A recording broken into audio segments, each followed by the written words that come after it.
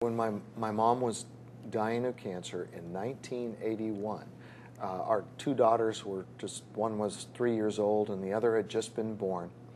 I grew up in a non-Christian home. I came to Christ as a teenager, and I had the privilege of leading my mom to faith in Christ. We were very, very close, but now fast forward, it's 1981. She's dying of cancer. Well, every day by her bedside, I would read to her the last two chapters of the Bible, Revelation 21 and 22. And what hit me as I would read this for several months until she died, as I would read these passages over and over again, I realized how tangible they were. They're talking about the new earth, the new Jerusalem. They're talking about the walls made out of these precious stones. They're talking about the street going through the city. They're talking about a river that flows through the city, and the tree of life that we've last seen on earth in Eden, that we were cut off from because of sin and curse and death and all of that. There's the tree of life, but now it's not just this single tree. It says it grows up on both sides of the river and produces a new fruit, a different fruit every month. Obviously a fruit to be eaten and partaken of. And so now you have these trees, tree of life, but almost like a forest of life, growing up with all of these fruits that are to be eaten and shared together. And it's like what Eden was supposed to be like, except even better than Eden, but also it's got the development of civilization that has come since Eden in terms of the buildings and the structure. So it's not just a return to Eden, it's a return to the best of Eden, the best of human culture and civilization. The roads are meant to be walked on, perhaps traveled on in vehicles. We don't know about that, but certainly at least to be walked on. And then it has these gates of the city, and people are coming in and outside of the gates.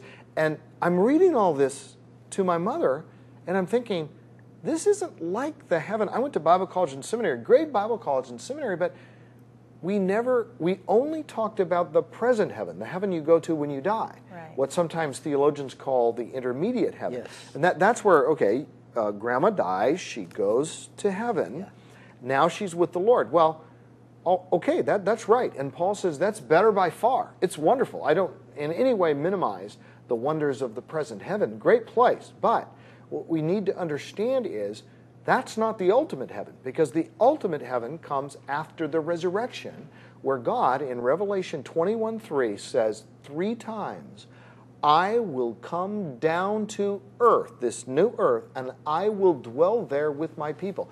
I will dwell with them, they shall be my people, and I shall be with them. I'll dwell in their midst. And then it says in Revelation 22, the throne of God and the throne of the Lamb are there. Well, what is heaven? Heaven is where God dwells centrally. God's omnipresent. He dwells everywhere. But there's a certain place He chooses to dwell centrally, and that's where His throne is.